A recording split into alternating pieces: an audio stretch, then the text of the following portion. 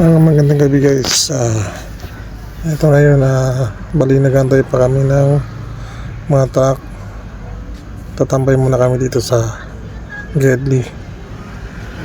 Ayan ang sitwasyon ngayon dito sa aming pinapasukan.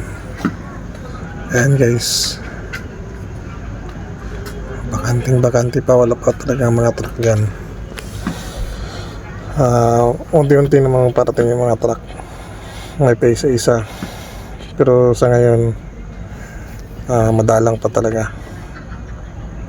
Ayan, wala pa nakasarang sa loob, may mga pumapasok na mga sorter, ilan-ilan pa lang kasi maaga pa ngayon nasa alas 8 pa ng gabi.